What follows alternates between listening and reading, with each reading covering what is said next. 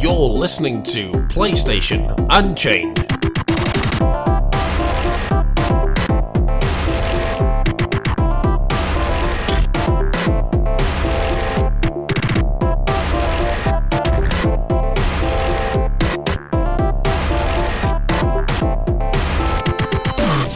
What's up, guys? Welcome to episode 77 of PlayStation Unchained. Unchained. We've just changed the title today. Unchained. Exactly, yeah. The Cockney edition. I'm your host, Mike. He is my co-host, Ben Shillabere Hall. How's it going, Ben? Oh, not too bad, thank you. And you? Yeah, not bad. As you can probably tell, listeners, we have a full house today. It's another five-man podcast joining myself and Ben. First of all, we have Garri. Welcome back, Garri. How's it going, dude? It's pretty good. How are you guys? Not bad, thanks, man. Not bad. It's been a busy week. Stephen, our boss, man, our overlord, has been away in Portugal for the half term. So I've been pretty much covering. So it's been quite busy. But yeah, other than that, good. And also joining Garri is Neil Bolt. As ever, Neil, how's it going, dude? Quite fine, thank you. A nice busy week. The wonderfulness of Arsenal winning the cup final last night, and also got to see Mad Max and the Avengers this week. So it's been a nice, eventful week for me. Oh, nice! I saw San Andreas the other night. So. Oh yeah, any good? No one? Yeah. Well, if you like The Rock in big action movies, then you can't really go wrong. So yeah. Pretty much, yeah. Yeah. It doesn't matter what. Oh, sorry. And finally, joining us after a long hiatus, we have Mr. Tim Nunes, our US editor. How's it going, Tim? Good to have you back. It's going well, Michael. How are you? I'm good, thanks, old boy. Boy. It's good to have you back, man. It's been way too long since we've not just you been on the podcast, but since we've actually spoke. So it's good to have you on here, man. Right? Like, you keep looking the other way when I talk to you, but whatever. Sorry, I got something in my eye. Yeah, it's probably one of those buses you keep lifting. Oh, yeah. Tim, how have you been lately? I mean, like, over the last... Can you, like, summarize the past few months quickly for us at all? Eat, sleep, work, moving, writing a book, editing a book. A lot of reading, a lot of writing. Nice. Yeah. It's pretty eventful, actually. Yeah. Kick ass. Well, cool. A lot of gaming, too, I suppose. Yeah, I've seen you on PSN a lot, so I know that for sure. And, of course, not forgetting dipping into PSU as well. You're still there with your weekly posts and stuff. Big time. Yeah, the old US updates, like clockwork. Well, man, it's good to have you back. As I say, it's a five-man podcast today, so we will begin with a story regarding Game of the Year edition for Lords of the Fallen, pretty much. The title says it all, really. Last year's fantasy RPG from Deck 13 will be getting a Game of the Year release on June 26th. This is the PS4, PC and Xbox One. It contains the full game, obviously, alongside DLC, including Ancient Labyrinth, Demonic Weapons Pack, Lionheart Pack, and the Monk's Decipher DLC. Also, it's also worth noting that a sequel is already in development, which has been confirmed to come out in 2017. I actually played Lords of the Fallen at an event held by Square Enix, who are the game's publisher. It was actually really cool because it was in this club underneath this bridge in London, and it was decked out like a medieval dungeon, so it was really quite kind of evocative of that whole fantasy. Yeah, you would have loved that, Tim. It was really, really cool.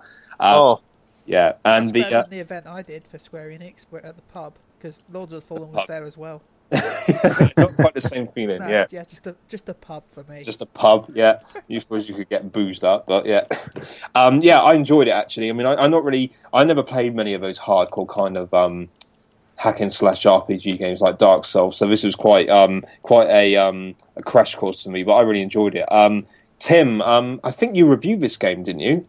I did, and Yes. It's definitely a good crash course into the niche of games that you would find, much like Dark Souls, because it is unforgiving in the sense that there's a lot more wiggle room than you would find in Dark Souls. Like, you're going to get hit a lot, you're going to have to deal with those things a lot, you're still going to die a fair amount, but there's enough time and time to develop your character, time to analyze your enemies without having to die 50 times.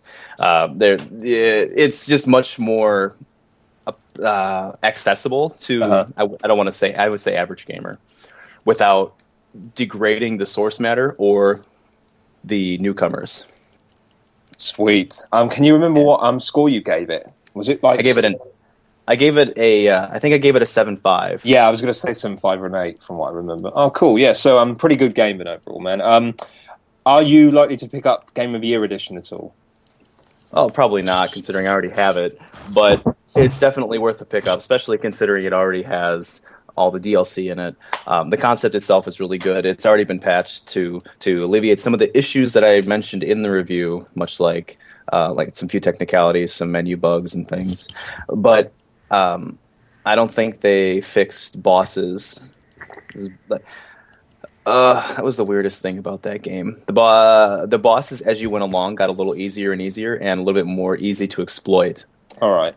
So it sucked in the sense that you had the first boss with no abilities. You had no abilities going on. Yeah. And that boss would manhandle. I'm sure you saw it. It manhandles you all day long. Mm-hmm. But as you go along, you get more abilities, and the bosses get a little bit more simplistic too. So, it's a good start for a new IP, and I just hope that they iron out some of those things for the second one, because it would make a fine product overall, especially in a sequel. Cool, man. Wicked. How about the rest of you guys? Is anyone else played it or likely to pick up the Game of the Year edition? Ben? No. No. Okay, cool. Neil, how about you?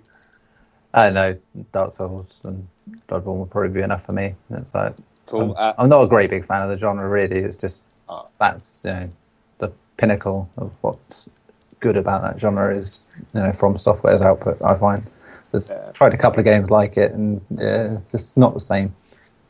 All right, cool. And last but not least, same question to Garri. Maybe when it's a little cheaper, I will. There's too many things coming out right now for me too. Yeah, especially with Batman next month as well. So or this month. By the time the podcast goes up, it will be June. So yeah, cool. Well, moving on. I was quite pleased about this story because we got a release date for Until Dawn, which is the PS4 exclusive horror title, or teen horror title, should I say, from Supermassive Games. The game is coming out on August the 25th in North America, mainland Europe on the 26th, and finally in the UK on August the 28th. So that's actually a lot sooner than I thought it would be. I honestly thought it would have been a full game, sort of around Halloween, just for the theme, if nothing else. But yeah, it's going to be coming in 3 different versions. Of course, you've got your standard version, you've got your steelbook, and you've got the extended version. They haven't actually detailed, well, at least at the time of me writing this article, they didn't really go into detail on the contents of the extended editions and all that kind of stuff. But we'll hopefully have some more information on that soon. But yeah, I've had my eye on this for a while. It was obviously a PS3 game once upon a time, taking advantage of PlayStation Move until they decided to go quiet and then re-announce the game for PS4. I think last year at Gamescom. Please correct me if I'm wrong on that. So yeah, I've been looking forward to this a lot. I can't wait to get my hands on it. I will definitely buy it day one. Maybe review it if I'm lucky enough, but who knows? I think I've had my pick of games this year, so we'll probably give it to some other poor sod. So let's start with Garri. Until Dawn, yay or nay? General opinions. I'm actually really excited for this game. Cool. I've been looking forward to it for a while. I love those types of games. So. Excellent, man. Great. And how about you, Neil? Interested at all? Yeah, I mean, I love slasher movies anyway, and it's just a playable slasher movie. So it's just the sort of thing I've always dreamed of having. One of those games where you're just hunted by a serial killer type, which probably closest we've had to it in recent memory is stuff like Alien Isolation, where it's being chased around an area, and that shows that it can work well. I know this is a slightly different take on it, but yeah, I'm quite interested in what it'll be like. Awesome. And of course, just throwing a little tidbit there, it's this is a game where you can influence the outcome as well. I mean, I think literally every person can die if you're not careful. So it's not just a linear narrative in that sense, which is great because games like that, I mean, I know it's not the same type of game as like Heavy Rain, which is more of a, limited kind of movement and stuff, but it's in the sense that you can have a lot of main characters killed, and I like that. I think that's great. I really enjoy that type of narrative. So. My only concern with it, though, is if they're going to do that, usually games that do that end up being very short.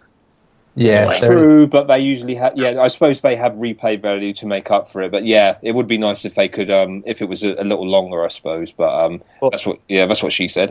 Sorry. What would be interesting about it conceptually is that also a sex joke would be that if, like for instance, you had everybody die, the game would be shorter. But if you ended up saving everybody, the game would be longer, simply because there'd be more people to work with.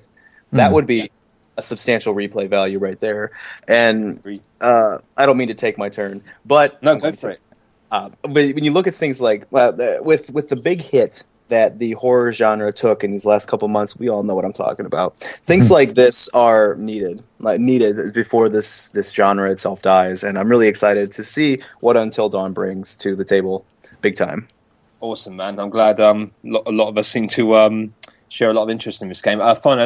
Ben, I don't think that we've been to you yet. How do you feel about this? Okay, looks good. Wicked. So yeah, all five of us are looking forward to Until Dawn. And apart from that, guys, as well, it's worth remembering that Until Dawn is one of the one of a few PlayStation 4 exclusive games actually coming out this year. We're actually transitioned nicely into our next story, which is where Sony Computer Entertainment CEO Andrew House admitted that 2015's PS4 exclusive lineup is, I quote, a little sparse, unquote. Yes. See, I did that transition there. Whoa.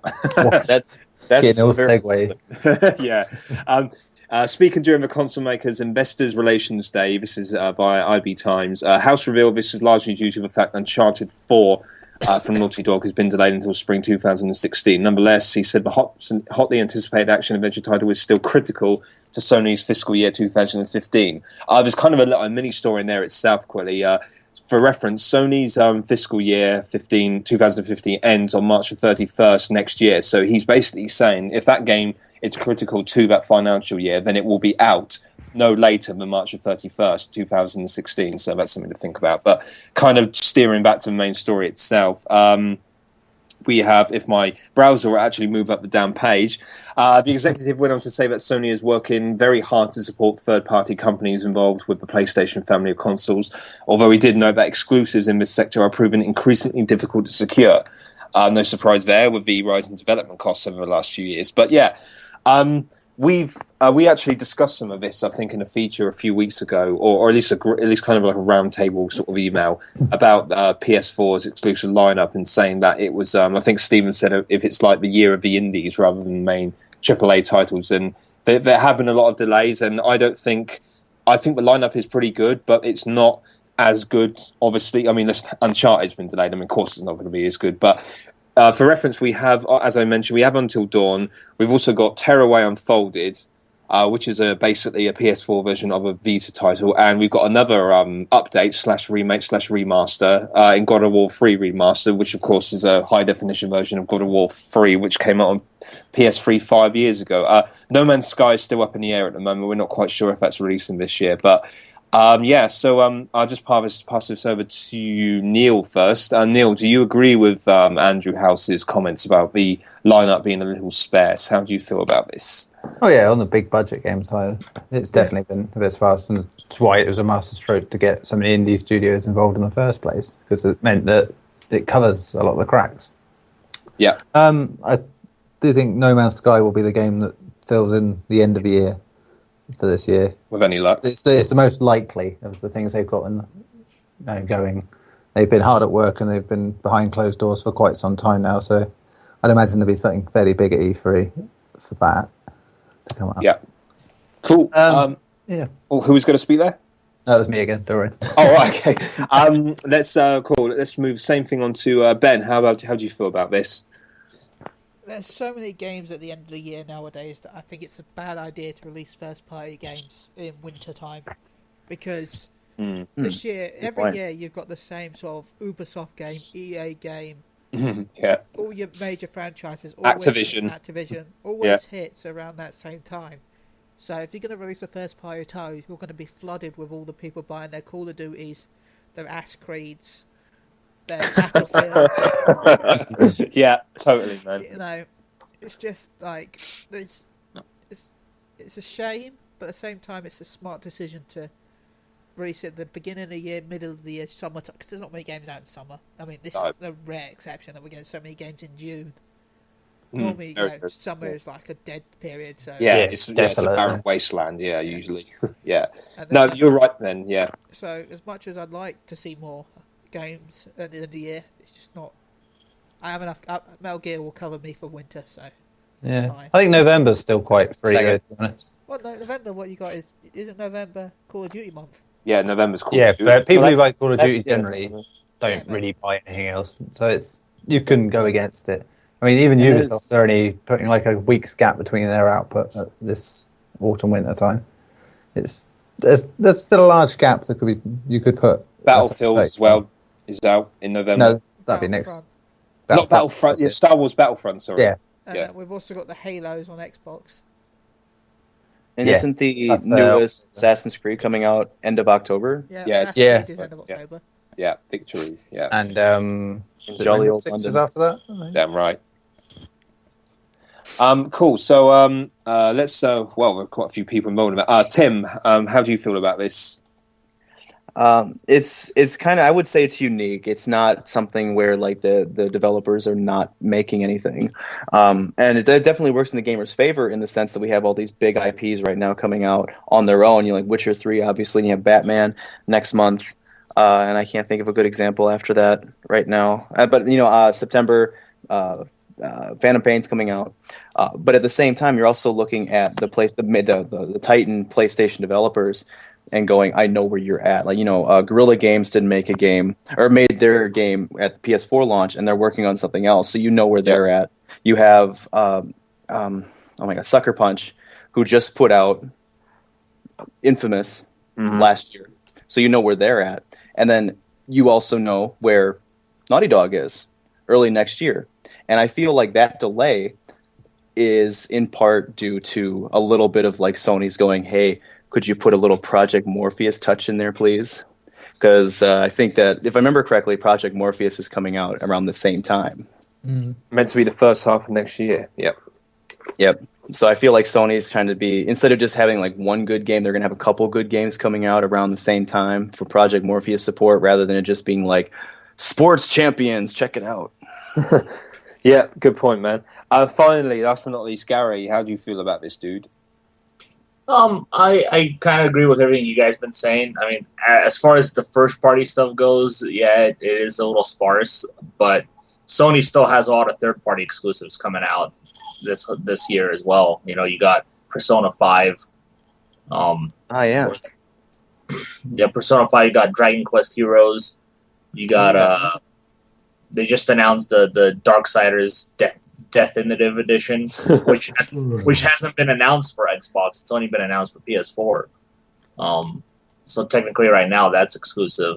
But as far as third party goes, they still have a lot of exclusives coming out.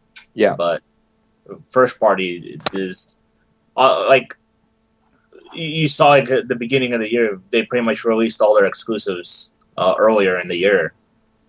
So I'm honestly not surprised they don't have anything, but I like Ben said, I wouldn't want to compete with what's coming out in the holiday season.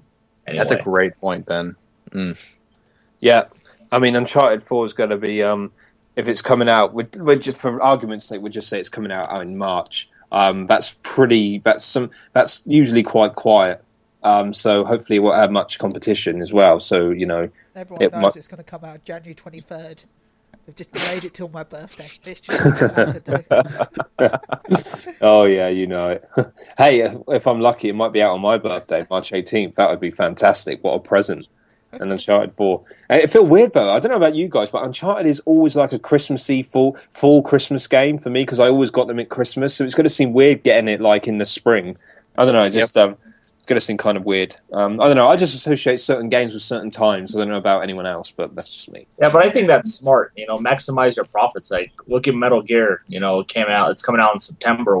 Nothing's really coming out. Batman's coming out in June. Yeah. Could have released it this holiday season. They were supposed to come out last holiday season. Yeah. And they delayed.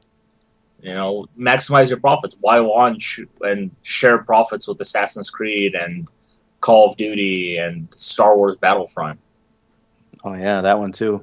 Yeah, dang, good point. Yeah. Okay, guys. Nice chat there on that. Let's move on now. This is something Neil mentioned. I would probably glaze over it because I'm not a football fan, but we mentioned it's. We have a new trailer. The debut trailer for FIFA 16 reveals women's national teams.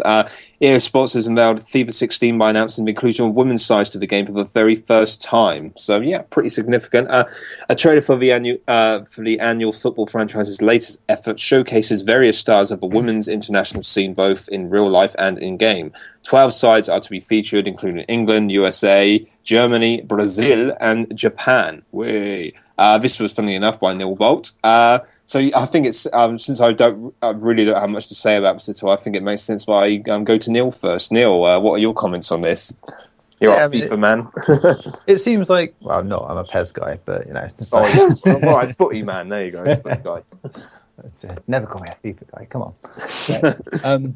Yeah, it's something that you'd think would make sense, but then you look wider in sports games and it doesn't really happen that often at all. Having mixed, with the exception of wrestling games, maybe, that you actually have female participants.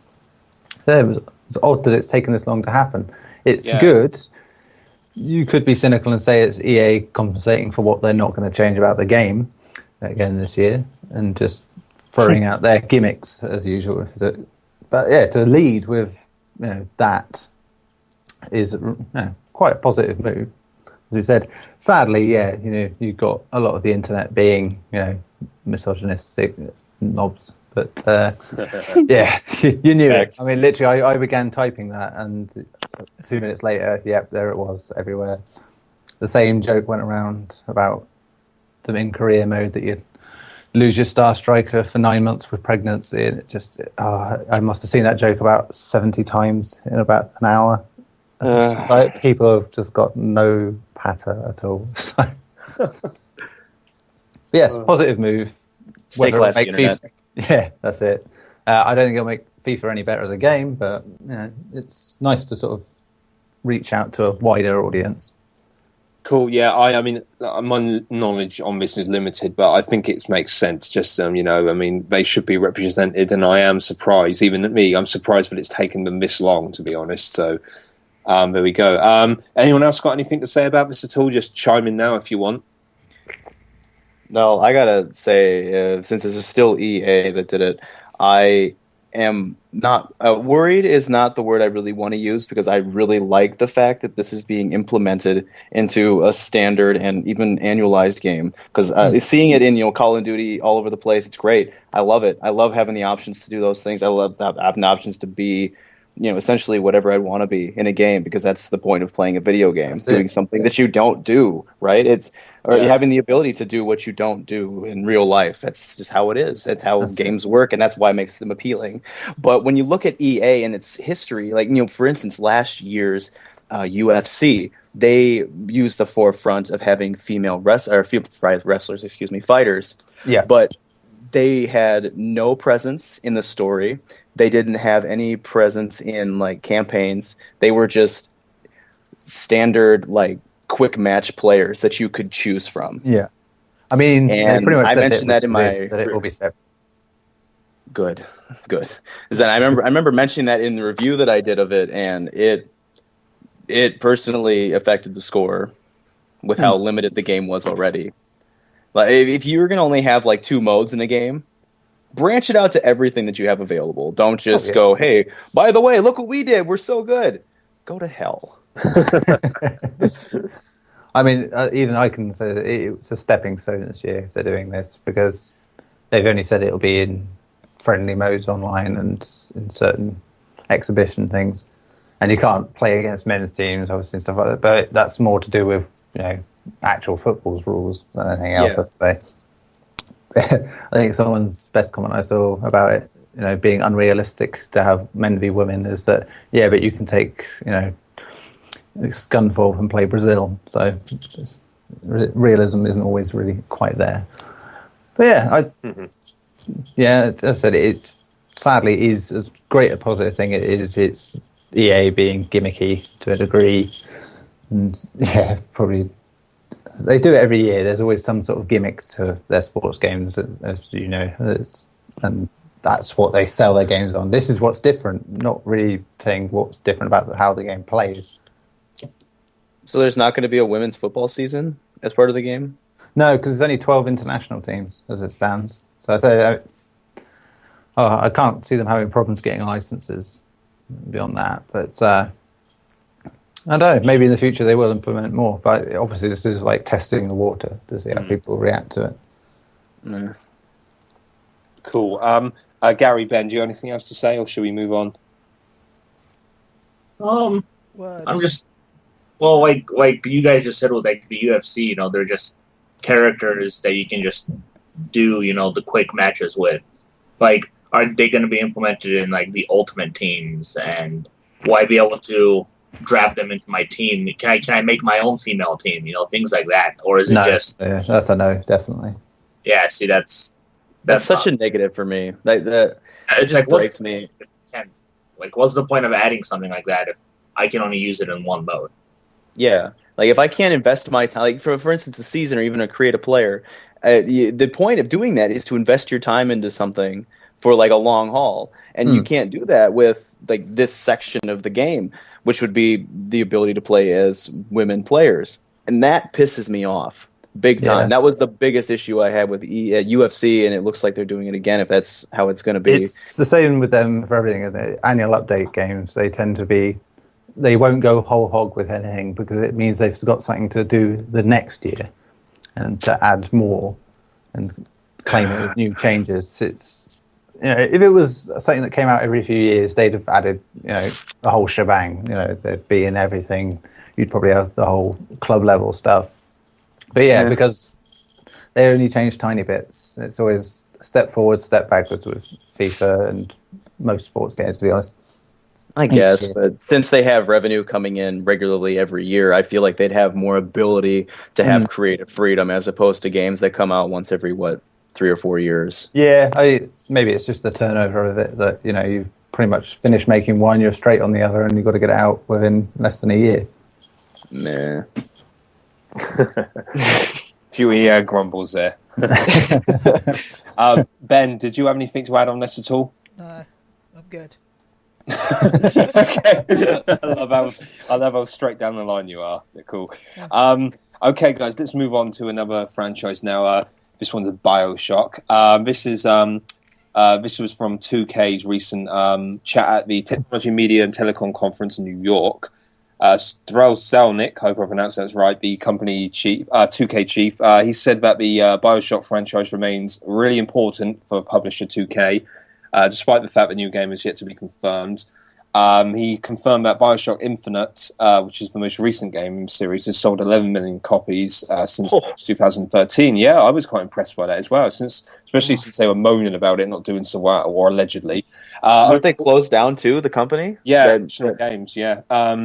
BioShock, meanwhile, the franchise as a whole has moved 25 million units worldwide since 2007. So, yeah.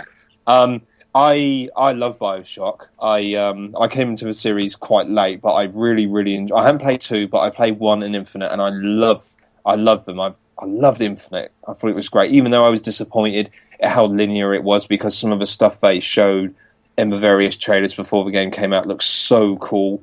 A lot more choice and everything in there. I still really enjoyed the game.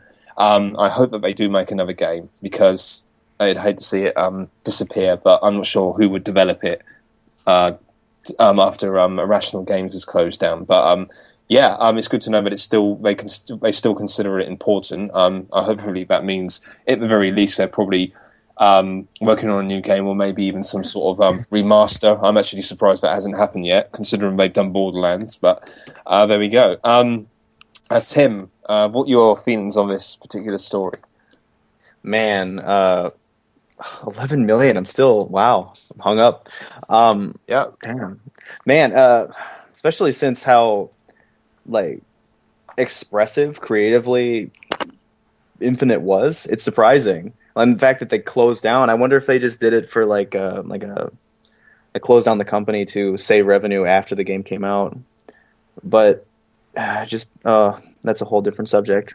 I'm sorry. Now, when you're looking at like the subject matter itself, I hope when they say that BioShock is important to them, it's not like saying that Metal Gear Solid is important to Konami, because that would be the exact opposite of being important. Yeah. So when you put the reins of something that's been in someone else's hands for so long into someone else's, you're going to experience, I would even say, exponentiated growing pains. So if they take it away from Ken Levine, then it will fall into someone else's hands, who will either take too much of an elite sense to it or try to make it too much into something else, which would both be backsteps. So I can only hope, especially since Infinite finally got me incredibly engrossed in the BioShock world, I really hope that they do it properly or just don't do it at all, because the concept itself is fantastic and there's no reason to degenerate it. Yeah, I agree with you completely on that. I don't understand why they shut down, to be honest. I think Ken Levine wanted to move on to something else, but there was around the time of when that news broke, which is, I think it was like last February, 2014. I think there was talk that the game itself had cost a hell of a lot of money to make, and its sales weren't quite as good as they hoped. And the game was announced in 2010. It had been in development before that, and it did go through many, many changes. There were a lot of anyone who's seen the trailers, from the debut trailer all the way to the E3 trailer from a couple of years ago, well, from a year or so before it came out. There were a lot of changes, and so that's obviously cost a lot of money, and I think that had something to do with it. But when you look at the sales, 11 million, that's fantastic. So it's a shame, because it feels like maybe that move was a bit premature. Right? And they sold 1 million in the first month, didn't they? Like, not in the first month. It was pretty soon. Yeah, they sold. Yeah, it did well. It did very well, in my opinion. But then again, if you look at games like Tomb Raider. I mean, that sold like, what was it, 3 million a month in a short time, and Square Enix said it was a disappointment or something. So that's ridiculous. Yeah, if you just you don't know what their expectations are. I mean, I don't know why they thought that of Tomb Raider. I mean, it wasn't going to sell as many as Call of Duty, but it still did fantastic figures. Yeah, 3 million announcement is superb. Yeah, I mean, that's I don't know, but there we go. $60 a game. Oh, okay. Yeah, but there we go. I mean, yeah, I agree with you on that, Tim. I hope they do it justice or leave it alone. Definitely. Garri, how about you? I don't know. Like, it's really hard to say what they'll do with it. Like, as far as Ken Levine and them go, I think you hit it quite well when you said that the game did cost a lot to make. It did go through a lot of changes. I know there was a lot of eternal conflicts as well, especially with the religious themes of the game. All of that could have led to what happened with Irrational Games. But I do think that 2K takes the franchise very seriously. I do think it's a big money maker for them. They will continue it. To what extent, I don't know. I mean, they did have BioShock 2, which wasn't Irrational Games. They might just have that same team do the next one as well, but I don't think we'll actually see BioShock for a few years. But yeah, I wouldn't be surprised if they released some sort of HD version. Just because I think they'll probably release like an HD collection of it just makes sense with what they've done with Borderlands, and I don't know, but we'll be talking about that soon anyway. But yeah, Neil, how about you? Yes, it's sad.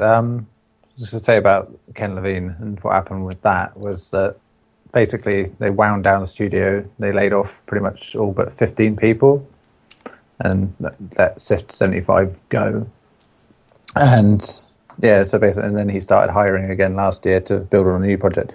I think one of the things he said at the time was that he had a lot of ideas going into BioShock Infinite that he wanted to implement, but company rules meant he couldn't really go as the way he wanted to go, and he wanted the ending to be more replayable, that you could have many variants and different ways of doing things. Oh, cool. Which is what he's going for apparently with his next project, which I think is still unannounced, as we said. And so I think if 2K don't bring out a BioShock for a while, I think what Ken Levine will do next will be very similar, but probably expand more on it. And so one way or another, we'll get either a spiritual sequel or an approximation from 2K.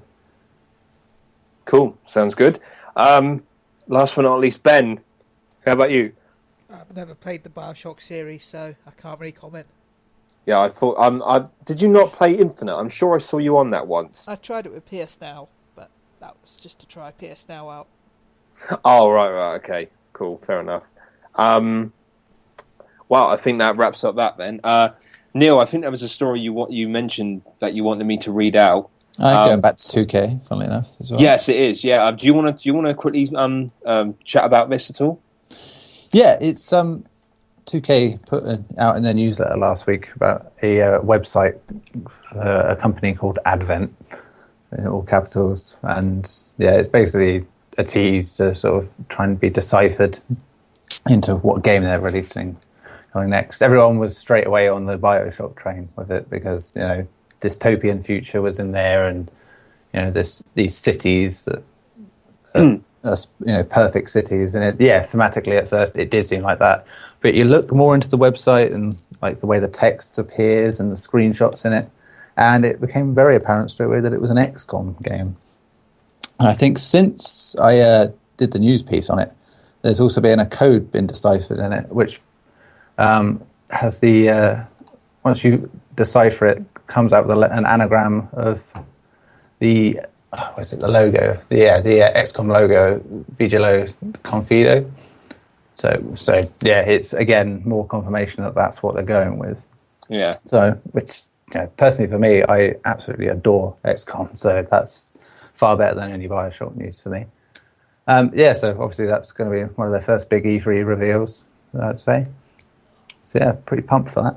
Cool. I never played XCOM before, so I'm not really sure what I can add about that. Is anyone else familiar with that series or played it at all? Ben? I played it a little bit. It's a good game. Oh, I suck at it. It's punishing when it wants to be, that's for sure. Wasn't there a recent XCOM game, Neil, or a couple? I'm sure, because I remember just reporting about some. Yeah, Enemy Unknown came out in 2012. Yeah. And then the expansion, Enemy Within, which was basically almost a whole new game of what it added, came out a year later. I mean, on consoles it got packaged as a new game. I think on PC you could have it as an add-on to the Enemy Unknown.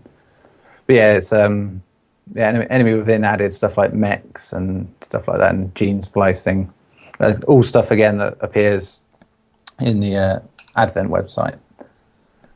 So all right, cool. Yeah, it's like a resurgence of the old 1990s XCOM series, which are also fantastic games in their own right as well. Wicked. Garri, how about you? You familiar with XCOM at all? I played XCOM. Yeah, it was a fun game. It can get extremely difficult if you allow it to be.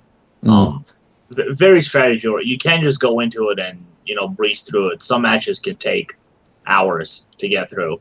Yeah, and then all of a sudden, you'll be doing well, and then one wrong move just sends everything to shit. It just goes mental wrong, and that's what I love about it. It's just like the fact that it's permadeath for your squad.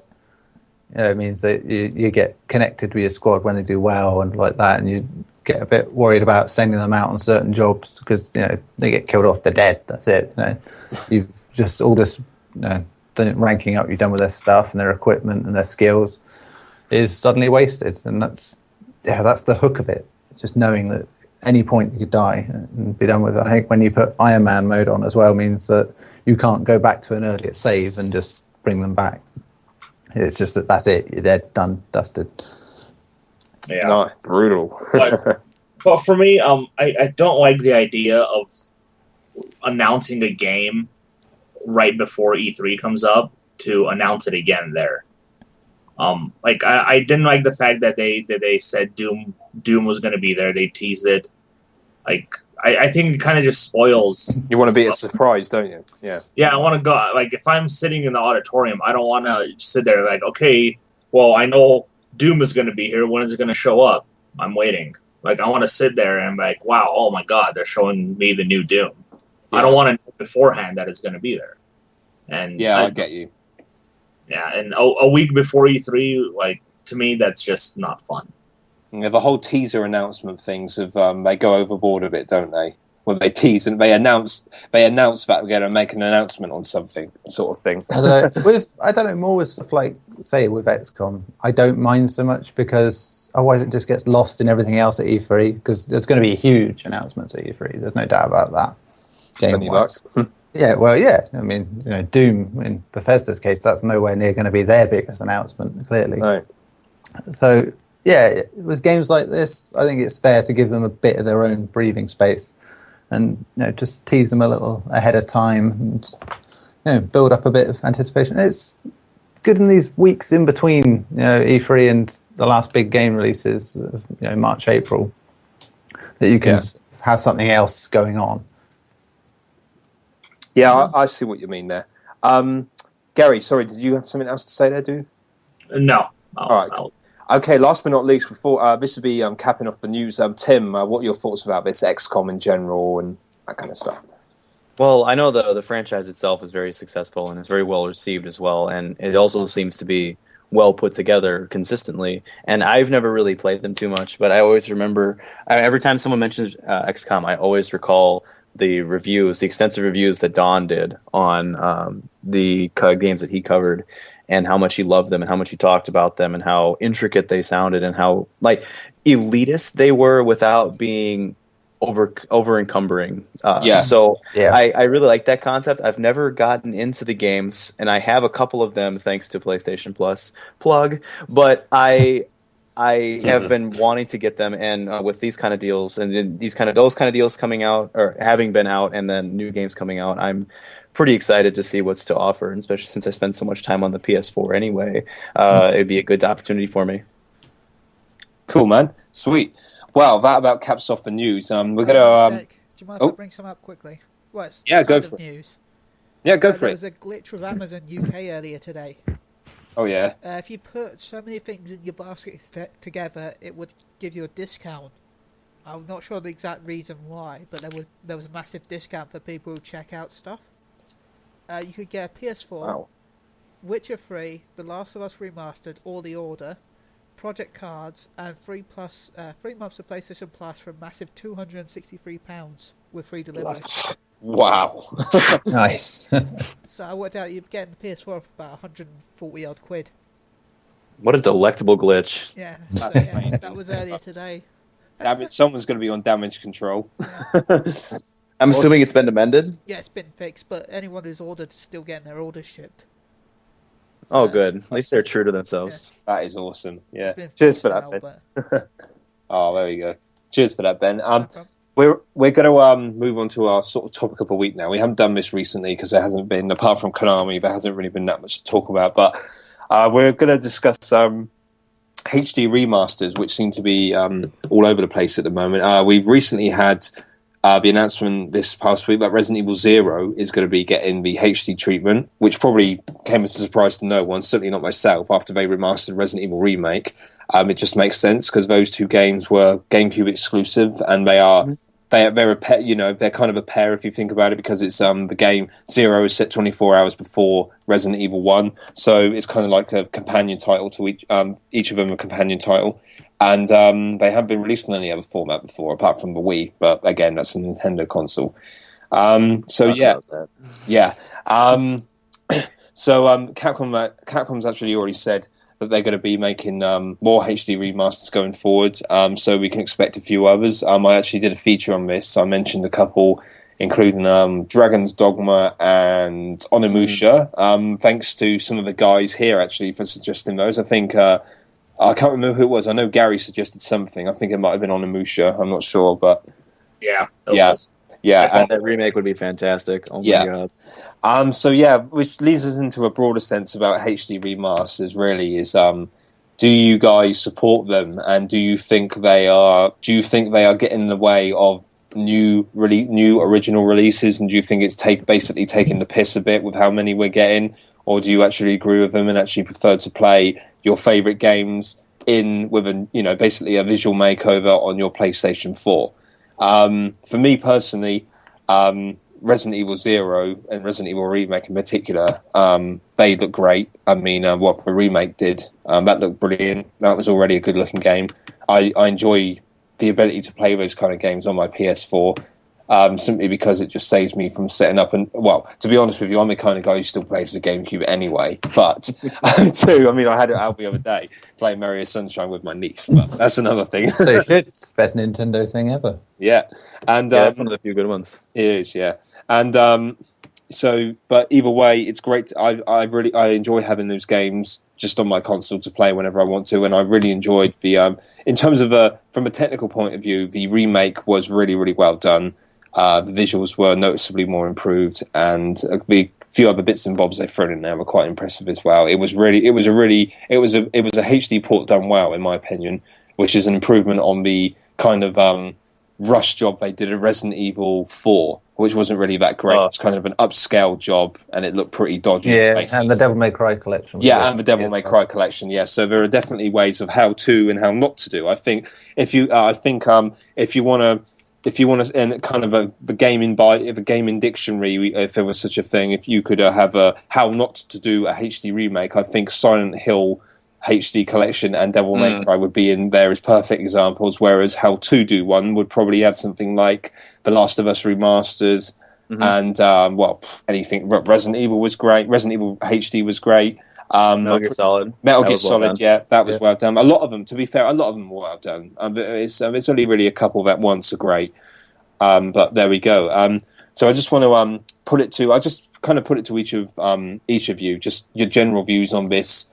If you do support it, I'd actually like to hear what you'd like to see from a future HD release. For me personally, I would love to see BioShock, at least BioShock Infinite, because I think that would be great. That was a great looking game. I think the art direction, it was brilliant, and I think it would look brilliant and run brilliantly at 1080p 60 frames per second on PS4. I think that would be great. That's just me though. Resident Evil, obviously I've got my wish there. They're coming out, so that's great. But so I'll just start off with Tim, since you haven't been on for a while. I think I'll start with you on this. Just want to what are your kind of general thoughts on this, and like I said, if you do support them, what kind of games would you like to see given a makeover, so to speak? Well, before I get started, now that you put the idea in my head, I'd like to say that having the BioShock trilogy on one disc for even like $60 would be an astute and fantastic deal. Damn right. Because I didn't give the second one the time of day, mostly because I'm kind of elitist when it comes to companies, but it would give me an opportunity to finally play it. Me too. So that's the one that I haven't played. Anyway, so yes, that will be fantastic. The whole concept of HD remakes appeases me. The concept itself does. Now, like you've mentioned, there are a lot of executions that don't work properly, and there are a lot of things that aren't good at overall with a lot of decision making that comes with a lot of these bad ones. But when you look at things, obviously like these Resident Evil ones, they're pulled from a completely different format, meaning that they have to be essentially redone, which makes for a good game because it's going from the ground up as opposed to being ported. So you're looking at things like Resident Evil, this new one, probably one of the best so far that's come out in the last couple of years. And I'm not even going to compare it to things like Last of Us Remastered because it's really hard to compare a Titan to a god at that point. But there are also a lot of bad things that can go wrong, and I don't want to bring this one up because the port itself is very good. But Final Fantasy X, like the remastered edition, I don't know if it's the whole title. I can't ever remember how it's properly put together, but I really loved it. I was superbly into it. I remember playing on PS2. I played it like 10 times over, 100 hours each time. I love that game. So when it came out on PS3 and Vita, I cracked out on both of them, platinums, both of them. And then I'm looking at the PS4 version, and I'm going, okay, that's good for people who are like, transferring over from the Wii or from the Xbox into this new platform from never having any PlayStation experience. But what about people who want to have another opportunity to play? Like, sure, I'm not going to spend really like $50 on another game, just to play it again. And and this is also coming from a trophy-based mentality. Like, I've already gotten those trophies there, and I really want to play it again because I love that game. But I'm not going to go through it again like as seriously as I did before. Now that I have the trophies, and now that I'm like kind of talking myself into a circle, it feels like a really bad excuse. But I still don't like the idea that they're putting out those two next to each other, and then a year later bringing out another one without at least another piece of incentive. Yeah. So I would say that's a bad decision. They should have just kind of done everything at once and said, okay, this is going to be like an option for everybody based on your preference, as opposed to just doing this like, by the way, we're going to do another one. You're going to buy that one too. Yeah, I get what you mean there, man. Yeah. That's just it's such a touchy thing for me. But when you look at HD collections, like the Kingdom Hearts ones, those are so well put together and so well like organized, and they pull games with those. The 3 games that are in each one are pulled from different formats and different mediums themselves. So you have like the PS2 game, and you have one from the DS, and you have one from I can't even think of where. Wait, those other two would be PSP, I think, isn't there? Birth by Sleep. Yep, that game was fantastic, by the way. So I really love decisions like that. Kind of falls in with these Resident Evil ones, where it's taking from a format that this new content has never been on before. And it's essentially like a new game without creating a new concept. And all in all, I also, just the simplistic answer, like to put everything on top of everything else I've said, I just really enjoy having the opportunity to play games that I played when I was young and naive and didn't know what I was looking at. Yeah, I agree with you there, man, totally. And you said before the podcast, you're excited for Zero, aren't you? Resident Evil Zero. Big time. Yeah. I had my GameCube. That was one of my favorite consoles before I realized what the PlayStation brand was. And then that's thanks to Metal Gear Solid 2, and it's a totally different story. But I really cracked out a lot on that game, but on that console. But I never got my hands on the Resident Evil and Resident Evil Zero games. I was never able to get them, even though I played 4 like a maniac. And I loved 4, absolutely loved it. And that's what got me into Resident Evil. So I was, at that point, superbly invested in the concept of getting into these older games. And the PS1 games made me want to throw up at the time, because I couldn't stand the tank controls. I still have a lot of trouble with tank controls. And I've had this conversation with you 1,000 times, Mike. Yeah, I know. But the tank, but I was young and naive back then. So this would give me a fantastic opportunity to play something that I either never had a chance to, or I was too ignorant to play. Well, Tim, it's funny you mentioned the tank controls, because the remake, the HD version of Resident Evil 1, has actually got a new control scheme, which is a lot easier to use. So you don't have to be stuck with the traditional tank controls. You just use the analog stick to move in the direction you want, and you hold it down. You run. If you tap it just use it lightly. You walk. So it'd be right up. Someone like you, it'd be right up your street, I reckon. Yep. And I own the first one. This first remake. Oh, and dude, what I like about that is that first it accommodates people like me, but it also accommodates people who want the traditional sense. Like for you, right? Yeah. It gives us what we want. Both of us. And that's what kind of thing you would want to be able to do with something that hits a smaller demographic. You want it to reach as many people as possible. Yeah, totally, man. I didn't realize you actually had the game. Did you enjoy it then? It's hard. I really enjoy it.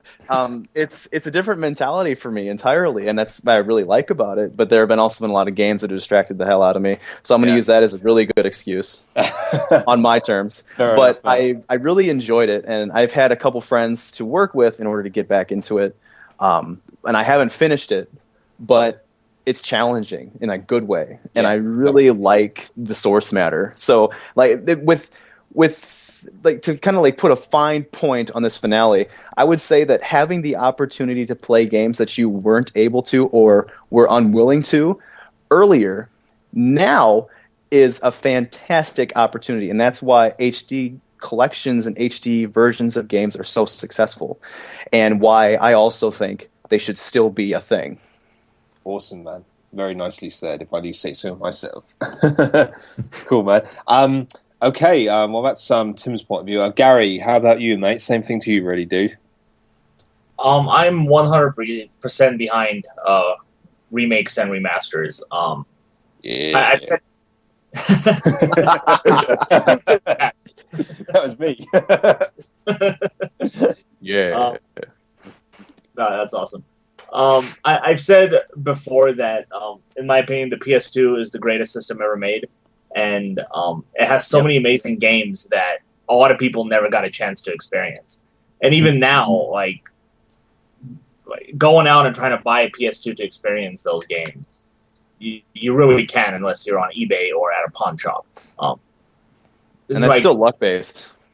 Yeah, and there's so many great franchises that began on that system. Like, people can go and it's like, oh, look, I just bought a PS3 and I got Devil May Cry 4, for example.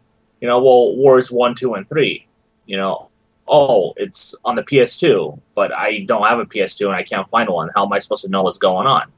And I think re-releasing those games is good for newer audiences to experience where things began, how things started.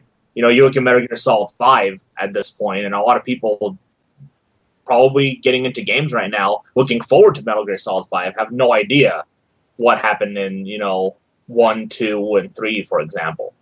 And I think it was great for Konami to re-release those games on the PS3 so people can get into them. Yeah. Sorry, just say as well, Garri. Just say what was that?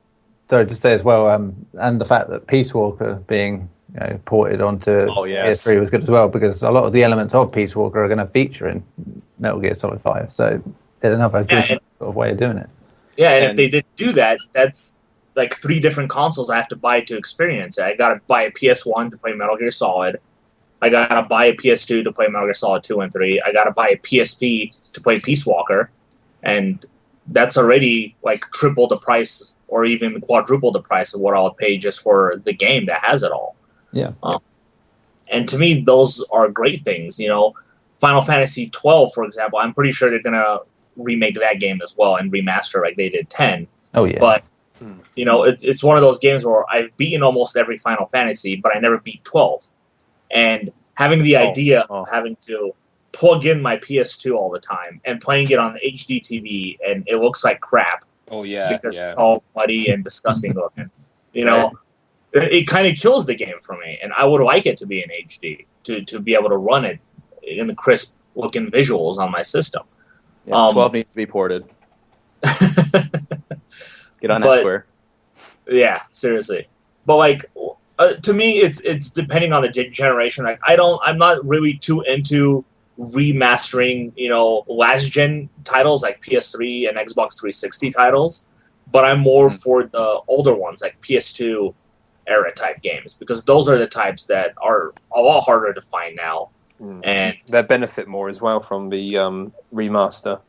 Yeah, and you're also risking the chance of losing your license to them.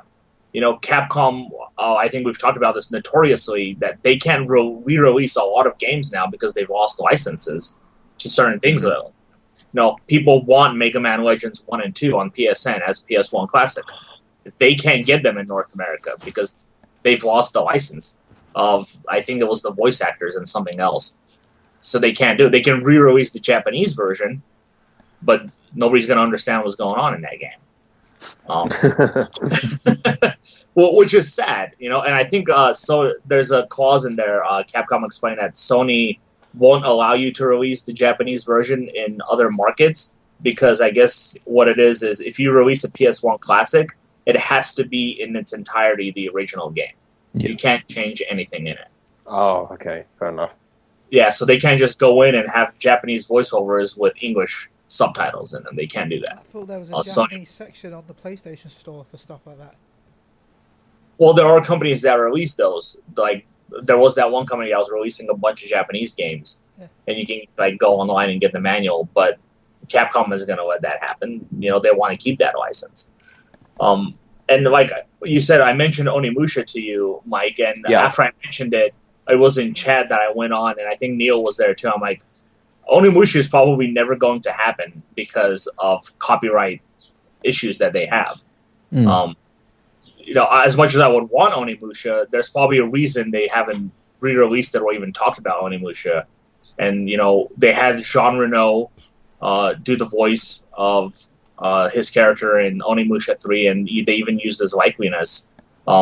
Takeshi Kaneshiro as well, which is a really famous actor in Japan. Yeah.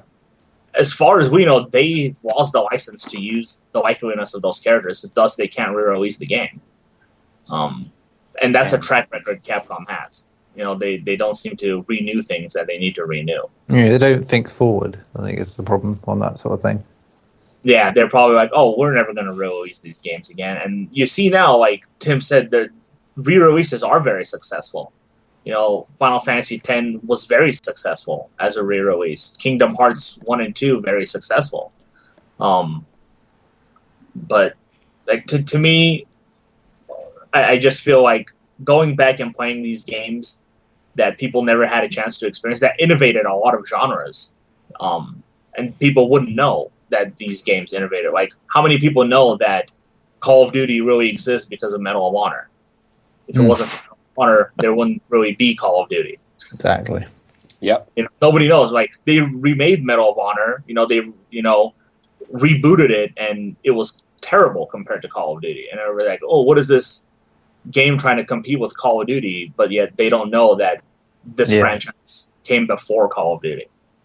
And it's things like that the newer generation obviously doesn't really understand, because they don't care about the old stuff. It's all about the new stuff. But if you're getting, you know, sequels and stuff like that, it's important for people to know where it came from and even understand the story. Like, you have The Witcher 3. People know it's the third game, but I'm a PlayStation gamer, right? I just bought The Witcher 3, but what the hell? Where's 1 and 2? You know, 1 was on a PC, and 2 was on a PC and Xbox 360. I can never experience those games if I can only afford a PlayStation. Right? You know, that's a very real thing. CD Projekt can then go in, remaster or re-release those games on the PS4. And yeah, people will complain, oh, I don't need Witcher 1 and 2. I want Witcher 4. No, that's fine and all, and I understand that, but sometimes you want to go back and play the old games. Like, I would love to go back and play Power Stone on my PS4 with my friends. Have them sit next to me and go to toe Power Stone. I can't do that. I can do it on my PSP if they all have a PSP, because they released that game on there. But it sucks that I can't do that. You know, Dreamcast has some of the most amazing games, in my opinion. It really does. There's just so many games I'd love to just have. I don't even need to brush them up. I just love them to be there on a console. Shenmue. So where's Shenmue HD? Yeah, it's like Skies of Arcadia is one of the best RPGs I've ever played, and it's just, I think it got a GameCube release as well. But it's to have that. Legends of Mana. That one was pretty good too. Yeah, I'm not normally big into RPGs like this though. This is the thing, and then it got me. It was just the first one that really hooked me on a JRPG sort of style. Oh, nice. It wasn't Final Fantasy, you know. And it's just. Yeah, and people showed that they want it. You know, like, look at Ocarina of Time and Majora's Mask. Sold millions on the 3DS. Yeah. These are Nintendo 64 games that they've just re-released on the 3DS. Millions. So Majora's Mask was the #1 seller for February, beating out everything. Nice. Yeah, those are good examples, actually. They've done really well, Nintendo, out with those. Well, then, you can never really count out Nintendo when it comes to their own properties, in my opinion. Like they just re-released Super Mario 64 on the Virtual Console, and I think it's already sold like 700,000 copies. It doesn't surprise me because it's, again, as you said, it's one of those games that sets things up. You know, it's a forebearer. It's one of the first 3D. It is the first major 3D platformer. It's there doing. You know, it's a big part of history. And, even today, it still plays quite well. It's a bit frustrating in places, but yeah, it's a fantastic game. I think. I played it a couple of years ago on my 64, so definitely, I enjoyed it. Really good. I think Mario Sunshine is probably one of the toughest ones. I've been playing that recently. God, that game is so annoying. I really loved it. I really loved Mario Sunshine. No, I like it. It's just so goddamn annoying. Just some of the levels, you just want to tear your hair out playing it sometimes. Sorry, Garri. So a big yes from you then for a Yeah, 100%. And like I said, I would love to play all those like old GameCube games that I never got a chance to experience, like Super Mario Sunshine. Say I never did. Obviously I experienced it, but a lot of people didn't. And a lot of people skipped the GameCube because the PS2 and all that. Yeah, stuff like Eternal Darkness. That's another one as well. Oh yeah, that's brilliant. Yeah. Nintendo can go out and release those games, and people will eat them up. Resident Evil 0. Nobody outside of GameCube owners played that game. Yeah, and now they're going to get a chance to do it. Yeah, and Garri, one of the things that you were encroaching in your wonderful assessment was the fact that when you're buying these products, especially if they're being released preemptively to something new, you're investing in the company again, allowing them to continue making this new product, and then moving forward, they'd also have enough revenue to continue even further after that. It's essentially like representing the market through your wallet. If you want it, if you like what they're doing, give them money, and they'll give you games. Yeah. Microsoft proved their work. They released the Master Chief Collection, and Xbox One sales exploded during that month. Big time. Pretty much. Despite the server problems. Yeah, and the continuing problems. Yeah. With ODST, the free content that's still having issues. Yeah, it's just like. But yeah, if that's proof on any console now, it's gonna sell because people want to play it. They know what it is. They know what it's going to be. It's kind of this sort of like no risk expectation. They want to play it and they want to invest in it and they want to see what's going to go from there. Yeah, I mean, you only have to see how many people go on about having Crash Bandicoot back every week, which is inexplicably stupid. But it's everybody wants Crash Bandicoot, and me and Neil just want Streets of Rage. Yeah, that's it. I would rather have Streets of Rage. Honestly, I never got into Crash. Yeah, I said Jack and Daxter. I'd prefer more Jack and Daxter than Crash. Where Naughty Dog's concerned. Second. So, I guess we may as well transition into Neil now. I know you said a bit, but you just want to sort of quickly summarise your views on this, Neil, in general. Yeah, again, I don't really have a problem with it generally. Yes, I have a problem with bad ports, like Ultra Street Fighter 4. More on that later. So, I think remakes and remasters are akin to what the film industry does with doing remastered editions for films. It's you've got it on DVD or VHS, and then you go to the next thing. Oh, look, we'll put it on Blu-ray, or we'll do a special edition, an uncut edition. It's the same basic. Yeah, it's a basic principle. Again, it's the same idea. I think so. Yeah, if you've got the console that already has it on, you don't have to buy it, do you? It's the other myth about it. It takes away so much from the company. They should be making new games, not these old games. It doesn't take all that much effort, really. No. Even Capcom had said in the redoing of Resi HD, it wasn't that hard to do. It was just touching things up, making it spruce it up, maybe change a few things with the controls like they did. But it's far, far, far less work than starting a new game from scratch. Yeah, and cheap. And it subsidizes the company. It just keeps profits ticking over. It's like that's why you see games that don't really need them necessarily. I mean, DMC and Devil May Cry 4 don't really need remasters, but they're cheap to do. So do it. That's it. I mean, personally, if I was going to say remasters, I go with stuff like. I'd like Skyrim to be in working condition on a PlayStation console, properly working. That'd be cool. Yeah, I mean, you see what PC can do with it. It would just be amazing. I'd play it all over again. I'd actually play it this time. Yeah. Give us mod add-ons. Yeah, and the Fallout 3 in New Vegas as well. Again, that could be tied over the wait for the inevitable next Fallout. Problem is with those games, they are very, very big jobs to do in that sense because they're big games in terms of working parts. And they didn't get it right the first time. So, quite badly. Same with XCOM. I play it on PC anyway, but it's so much better on PC and stuff like the mods they've added, like the Long War, where you can just play the campaign for infinite amount of time rather than just a set amount of time. Stuff like that. Again, another good one. In terms of PlayStation games, if you were going to sort of port stuff over that people might not have played, you could do Heavy Rain and Beyond as a bundle and Probably that hasn't happened yet, especially Beyond. That was rumoured for ages. Yeah, again, though, that could come down to voice actors, character models, things like that. Because again, I think especially Heavy Rain, the people's likenesses and voices are in that. Yeah. In each character. One that probably again won't happen is Crisis. The trilogy could easily just be plopped onto PS4 and ramped up to its nice prettiness. But Crytek, they're in a bit of a cluster. It's funny because they re-released Crisis on PSN and Xbox Live. Yeah. It looks like the lowest quality PC version you can play on like the lowest setting. I know, yeah. And it was like what, 5-6 years later? It was I'm like, is that game really that powerful to this day? Like, I guess some people still can't run it at full power. That game was crazy. That's it.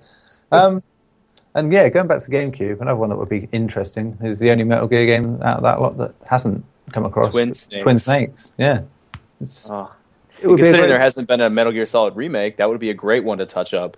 Yeah, yeah. This is it. And you would wonder if Kojima-less Konami would probably do that now. Why not?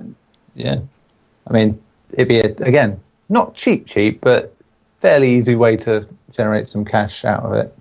While they have my money. Same here. So whilst working on a new one. So yeah, stuff like that would be my sort of favourite things to do. And you could just put Jack and Daxter on the PS4 as it was. I'll play that again. So it's just me. Yeah, I've only completed that 4 or 5 times, I think, in total now. So cool. Well, we got a lot of positive comments there. I guess it's finally same question to Ben. I think we've pretty much covered everything. I think we've pretty much covered everything so far. Anyway, to be honest, I would like some good remasters, but yeah. I don't know if I'd probably give Final Fantasy 12 a miss. Apart from that, I agree with it. Yeah, I never beat it. Just found it boring. It gets to be, but it really appeased the MMO farmer in me because it was so gratifying and so immediate in its returns for your output. So it really spoke to me in that sense. And there's a lot of things to do, but the narrative was pure garbage. See, I was already addicted to 11 at the time anyway, so. I already had my MMO fix with an MMO. Yeah, I think I said before, I tuned out about in 10, and that was it. After that, the series has lost it for me. I never played 12, but I always remember it. It sticks in my mind because I remember the Mega 64 sket of some weird skinny guy going around dressed up as someone from the game who looked like someone to be looked like some fairy guy. And he kept on going up to people, saying shit like, "Oh," I think it was like, "I'm Captain Bash from Dalmasca. Don't believe Nora's lies," or some shit like that. Mega 64 is amazing. Yeah, and he nearly got attacked by some people, and it's quite funny actually. But you guys seen that new Mega 64? Sorry for being off topic, but seen that new one with PT? I haven't actually. That is amazing. You should look it up. They're still going. They're still going, then, are they? Yeah, they're still going. It's like the guy goes into his house. He's like, "I've got my PT. I've got to check my eBay listings." eBay listings, and there's bangs about and all that lot. It's hilarious.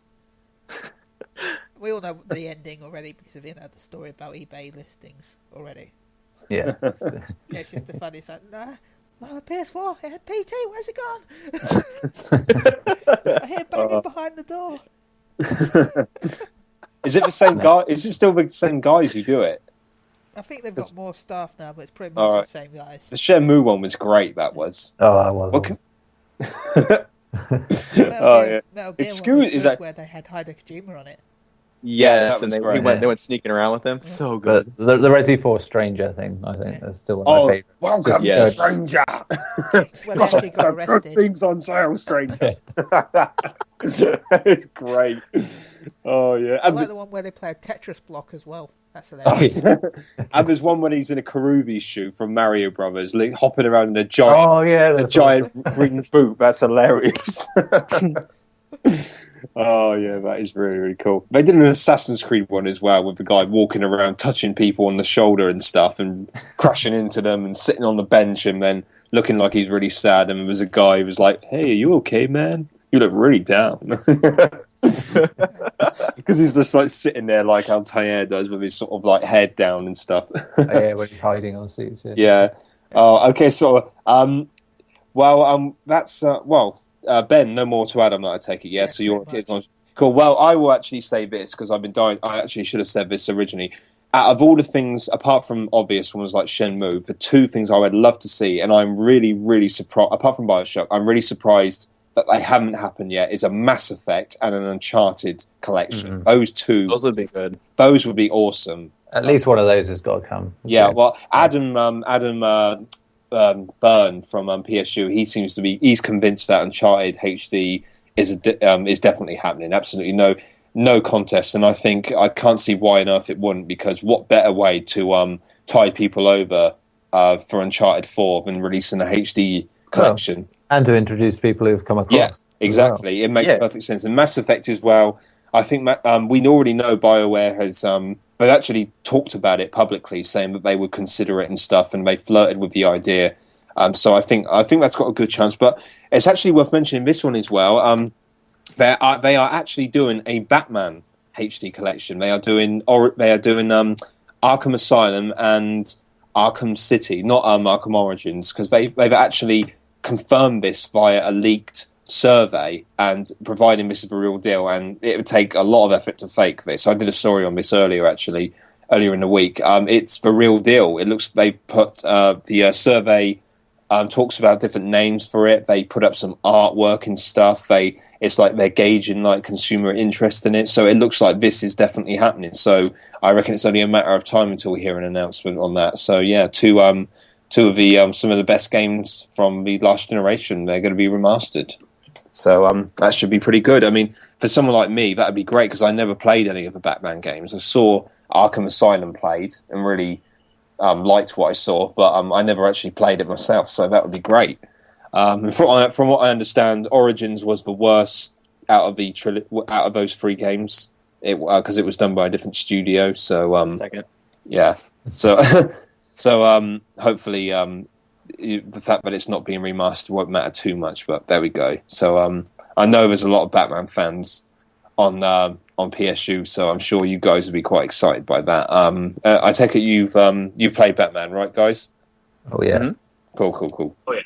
Sweet. Okay, well, that's the end of our discussion on that HD collections. Anyway, I can't wait till we're free, because I will be really upset if they don't announce one major HD collection there. But we'll have to wait and see. We'll move on now to reviews. Guys, if you have anything to say on HD remasters, then just email us at podcast@psu.com. Chuck us an email, and we will read it out on the next podcast. On to reviews now, guys. I'm just going to see where we go back to. I wasn't on the podcast last week, guys. What reviews did you talk about? Can you remember? Ooh, where did we get up to? Did you do Life is Strange episode 3? We did, didn't we? Yeah. Yeah, we did. Did you do Torrent and Brawl? Yeah, I think we did that. Torrent, we did. Brawl, we did. Yeah, so we're up to 4 reviews left to do. Oh, yeah. Okay, in that case, we'll start with Hyperdimension. Oh, no, we did that. What? You did Did that? we? I think we did that. That was the 25th of May. That was Monday. No, I guess we didn't. No, we definitely didn't. No, I didn't. No, I cool. just- Oh, Weird. cool. Cool, that's okay. This is by Dane. Hyperdimension Neptunia U Action Unleashed. God, what a title. Dane usually tackles these kind of obscure. I don't mean that in a negative way. Obscure kind of Japanese releases, because he's our main man for that kind of thing. He's our otakon, our otaku. Is that how you pronounce it? Otaku? Otaku, yeah. Yeah. He gave us a 7 out of 10. Final word: a comedic script will keep you entertained as you hack and slash through dozens of stages. The shine and polish of games done before this one is missing, thus leaving it a shell of what it could and should be. Fans of the series will undoubtedly have fun, but new players could get bored quickly. He likes the beautifully drawn characters, the great chemistry in the voice acting, and the funny and charming script. However, negatives include the poor stat balance, lack of enemies available on screen, and poor economy balance leads to useless gear. That was Hyperdimension. I understand they made quite a few of these games, but I've never played them before.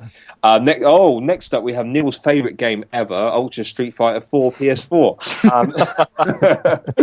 I actually reviewed this game almost exactly a year ago for the PS3, which was the first ever iteration of Street Fighter 4 I played, and I think I gave it a pretty high score. I liked it, but it's a little bit different from Neil. Final word: Ultra Street Fighter 4 should feel like the finished definitive product on PS4, but it's incredibly hard to justify double, triple, or even quadruple dipping for long-term fans when Street Fighter 5 is so close and this port is so poor in its quality. Neil liked the fact that it feels more like Street Fighter should do. It's still a great multiplayer title, and the visual style is still striking. However, the negatives, which are quite serious, this fact is the same game as last year, obviously, not at all that welcoming for newcomers, and a poor port with lag and glitches. That was a 6 out of 10. Neil, do you just want to quickly chat about that for a bit? You were quite disappointed. Quickly. Ooh, I don't know how quickly. No, all right, straight up caveat, 6 out of 10 is a good score for me, okay? So that's, it's damning with faint praise. Yeah, straight off the bat, I don't like Street Fighter 4 in its original form. And before that, I was a huge Street Fighter fan. And it's that disappointed the hell out of me. It's just, I don't know, it's the balance maybe. It just didn't feel as fun as a game. So yeah, this is the first time I've come back to it. And for a while, which I think was before the servers went online, is when the problems were less frequent. Yeah, I was enjoying it a bit more. They've balanced, they've made a lot of it work a lot better, a lot smoother, and did start to feel a bit more fun. Yeah, so yeah, halfway through writing that review, at that point I was thinking, wow, I'm actually going to have positive things to say about the franchise again. And yeah, and I almost finished editing my review, and just to send it away, when I played it again, and yeah, the problems have started, and then I started seeing everyone else reporting about it. I thought, better delve back into this then. Yeah, the problems, for anyone that doesn't know, basically wide-ranging. Pros have said that certain characters are now wildly unbalanced from what they were in the original version of this game. There's stuff like animation glitches, stuff like, I think one of the famous ones is, several versions of the same character on the screen at once, because where the animation gets stuck. Guile's Sonic Boom just featuring a cutout of Guile's body instead of the actual visual that you're supposed to be seeing. Lag is ridiculous, and yeah, I would have first thought it was being online. Maybe that's the problem. Checked offline, still happen. I mean, it happens on the title screens and stuff. Just things get choppy and slow, and yeah, then you go online and sometimes it's okay, but there are times where it just goes terrible. I mean, stuff like the mid-2000s sort of playing online experience of, oh, there it goes again, halfway across the screen again now. Like that. And then you couple that with the animation problems, and it's just a nightmare at the time. I've never got to take a screenshot just as it was at its worst, because that would have been just so satisfying to show an example of it, or even a video, because terrible. That said, I'll tell you what, play it with people on the couch, same couch, it's much better. Which to me, that's Street Fighter. That's what I always loved about it in the past, is playing with people in the same room, cussing each other out and having a good time. That's the way I like playing my fighters, and that's what felt to me so great about it still. And probably what saved it from getting a much lower score. It was just that I felt the nostalgia come sweeping back.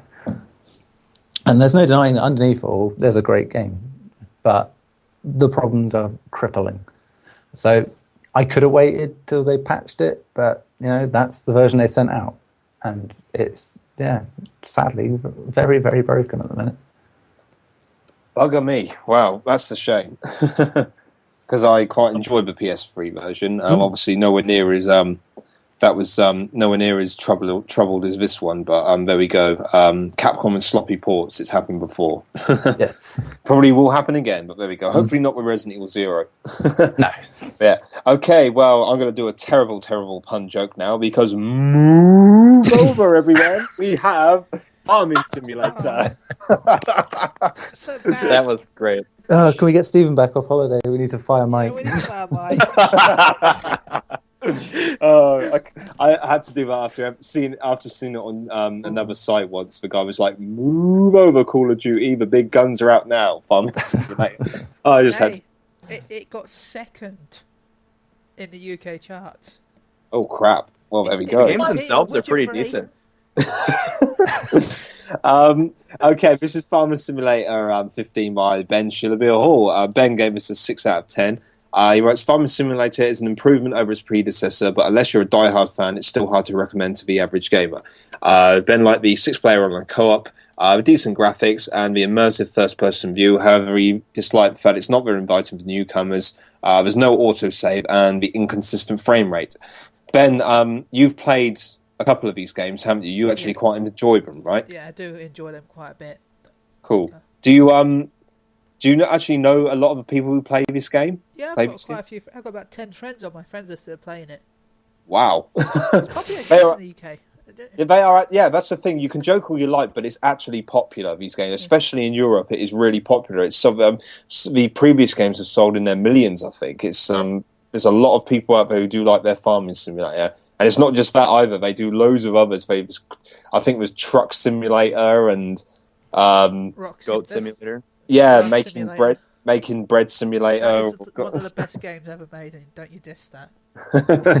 Surgeon Simulator. I tried that. I didn't like it that much, but Breast? Oh,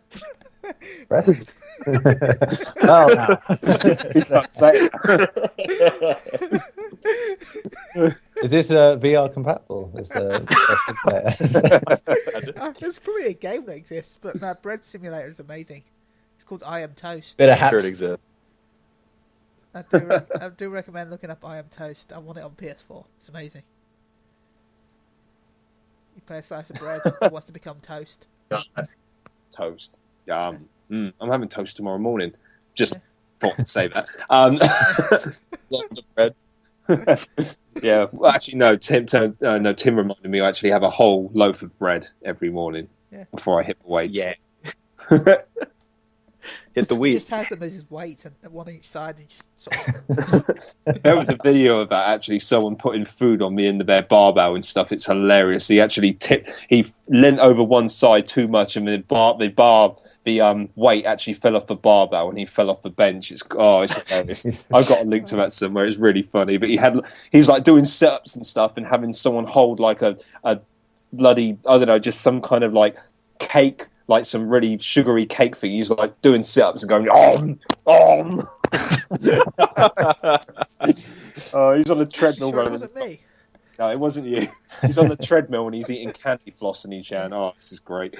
Sorry, majorly off topic there. Last but not least, thanks for that, by the way, Ben, on Farming Simulator. Last but not least, we have Game of Thrones Episode 4, Sons of Winter Review. This is by Neil Bolt. We actually published this today. This is Sunday, the 31st of May, in case you're wondering. Neil, have you covered every previous... every episode. Yeah, so you're our Game of Thrones guy. Much like I'm Resident Evil dude or whatever. You gave us an 8 out of 10. The final word, Sons of Winter maintains the good form of the previous episode by unloading plenty of tension, drama, and action along the way. Roll on episode 5. You liked found its better effort with the game's protagonists overall. An interesting take on the, how do you say that? Daenerys? Is that how you say Daenerys, yeah. Yeah, Daenerys. Story progression is ramped up. However, the dislikes include the White Hill Daughters' accent, still annoying and weird. The usual assortment of Telltale Games bugs. And Garri Jared's become a Jon Snow replicant. Would you mind elaborating on that? He's the only guy that doesn't die. Is that what you're saying? Well, no, his story is pretty much turned into Jon Snow. It's Jon Snow's story. All right, Like, I should probably watch this to actually know Jon Snow. I mean, all the characters that you're playing, they all sort of have echoes of other characters. You know, there's one that has a fairly Ned Starkish story, but they tend to branch out into their own thing as it's gone on. And Garrett was probably the most different at the beginning, but yeah, you know, same thing. He's just become, I don't know. At first, he was more like a Theon because, you know, he was in the care of the Forrester family in the same way Theon was at the start. I know this is gibberish for some of you, but yeah.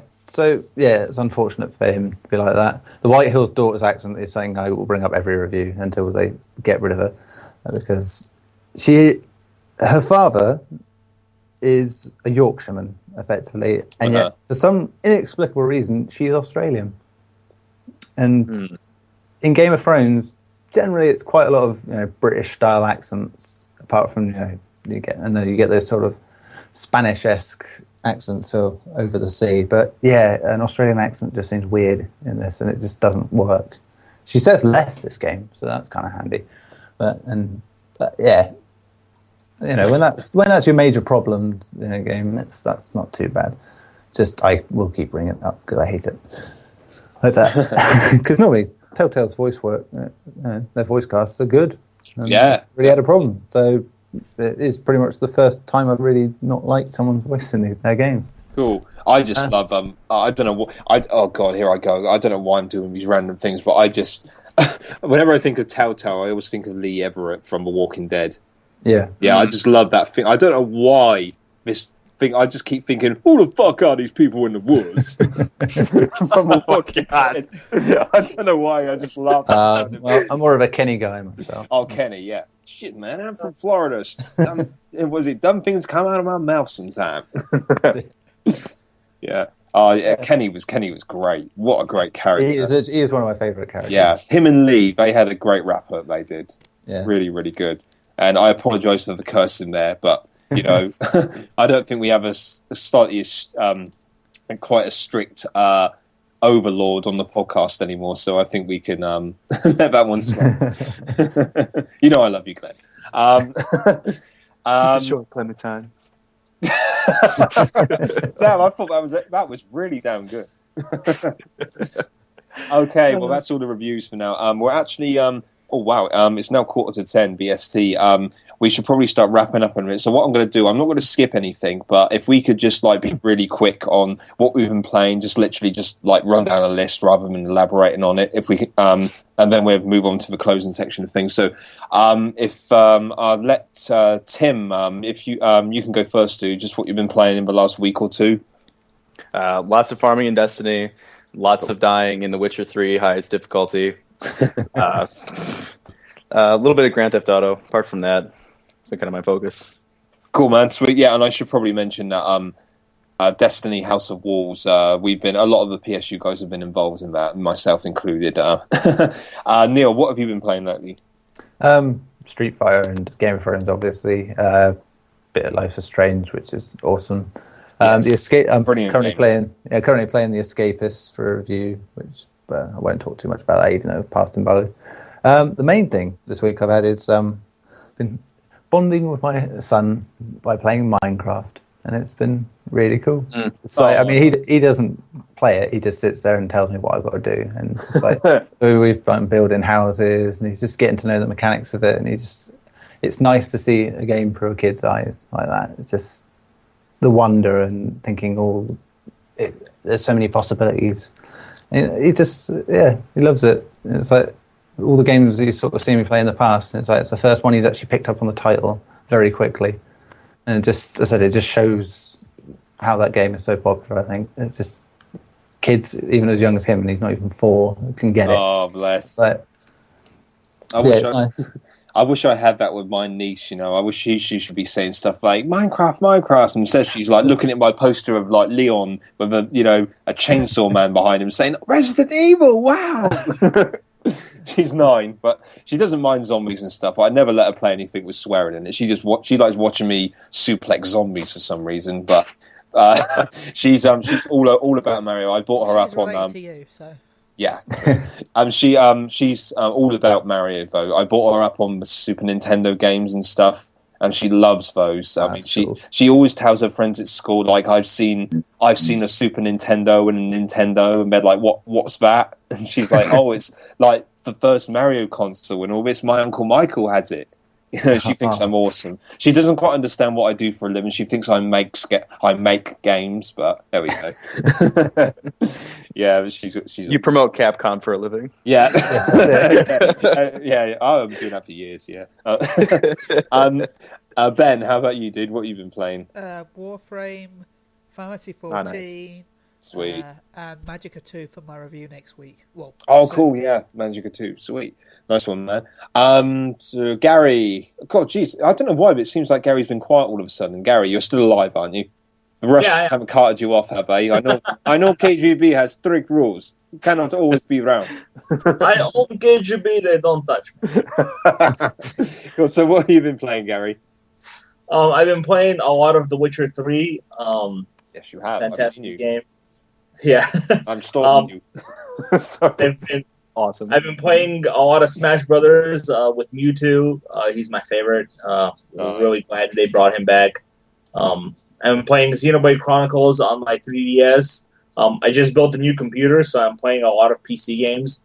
Went back and started playing Divinity Original Sin again. Yeah, I'm playing a very heavily modified Skyrim, which makes it look like a PS5 game at this point. Nice. Oh, awesome. Yeah. But that's about it. Yeah. God, I want Xenoblade Chronicles pretty hard. Yeah, that game is hardcore. That game's probably going to take me longer to finish than Witcher 3. Is it worth the $40, right? $40? Yeah, it is. In my opinion, I think the port of it for the 3DS from the Wii was actually pretty good. It does take a little graphical hit, but there are some parts that are a little pixelated at some points. But as far as the gameplay is, it works pretty well with the handheld controls. I think I'll have to dust off my 2DS then. Oh, it doesn't work on that. It only works on the brand new 3DS. I quit. Yeah, it's. I guess the game is the processing power is too much for the old 3DS to handle. Yeah. Oh, cool. Which is sad. Well, you're pretty busy, Garri. You sound like you game on a lot of consoles. PC, 3DS, PlayStation. You've got quite you've got the whole shebang there. Yeah, it just depends on what I'm doing. When I'm at work, I'm on my 3DS. All right. Where do you work anyway? Oh, I'd rather not say. Oh, okay. Of course, yeah. I can't. KGB, very secret. But me and my friends are also working on our prototype to get a working build for our own game right now too. So a lot of time going to that. Oh, cool, awesome. That's pretty sweet, man. Building a PC that can run a Skyrim that looks like a PS5 game. That's pretty cool. Yeah, I've got like 18 mods on that thing right now. Yeah. When all those mods on there, it just looks absolutely astounding. It's just gobsmacking how good it can look. Yeah. I guess that just leaves me. Well, unsurprisingly, I've been playing a lot of Destiny. I have been enjoying House of Wolves. It's been cool. I've been teaming up with quite a few guys from I'll save a shout outs for later, but I've been teaming up with some really cool guys from PSU. Apart from that, I've been on a bit of Resident Evil Director's Cut on my PS Vita. Yes, a bit of classic Resi. Nice. Yeah, and still love that Vita. Oh, hell yeah. Always do, yeah. And actually, I think that's about it, to be honest. It's just mostly Destiny, because I did write an impression piece, so I've been pretty much focused on that. My mate Tim, not this Tim, another Tim. I'm not his mate. No, wait, yeah, you are. My mate offline. My offline mate. He came around and played Resident Evil Revelations 2 and seemed to enjoy it, which is pretty cool. So he got the good ending as well, which is just so awesome because of what Barry does in it. It's just a Barry Burton fanboy's dream. I mean, seriously. I won't spoil anything, but anyone who's played it will know what I mean. So then are you a Barry Burton fanboy? Oh, yeah. Hell yeah. Hell yeah. What? is this? Looks like he was killed by a crow or something. Actually, no. One more thing. Mario Sunshine. I've been playing when my niece has been over here, so I'm just going through that game trying to complete it. Then we're on to Super Mario World next. Oh, awesome. Super Mario Sunshine, man. I love that game. Yeah. It's blooming annoying in places, but it is really good. It's really some of the most challenging Mario stages are those special ones where you get your water pack taken away and you go to this kind of like bizarre sort of it's like made up of like pictures, like all of the blocks paint a picture of like the classic Mario designs and stuff, and it's got the classic Mario tune playing in the background, and it's just literally the platforming from A to B, but it's really, really challenging, really, really well designed. Okay, well, that about wraps things up, guys. That's been a very, very good podcast. I'm getting knackered now, so we'll have to. I've got a few things to say beforehand.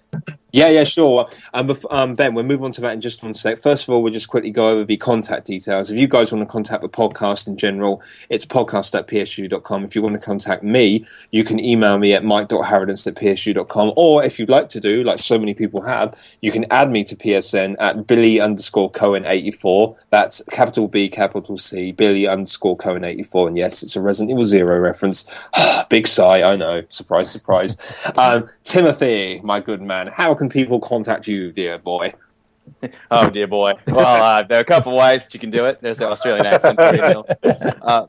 You can do it. Twitter is my biggest handle. I have actually it's now no longer Boss Snake. I changed it to @Timberelli, TIMBERELLI, just because I like it. Boss Snake was just so awesome, man. You'll always be Boss Snake to me.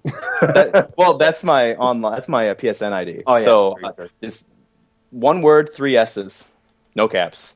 You'll find me. Yeah. PSN. If you don't, he will find you. Well, it'll be in a box, so watch out for that. Yeah. What was that noise? Neil, how about you, dude? You can find me at neil.bolt@psu.com. On Twitter, you can find me at Nezco. That's all lowercase, NEZZKO. And on PSN, at Son of Venom, all lowercase, one word. Wicked. I would ask Garri, but I don't think the KGB divulge that kind of information. Really, Garri, how can people contact you? How can people contact you? How can people contact you? How can people contact you? How can people contact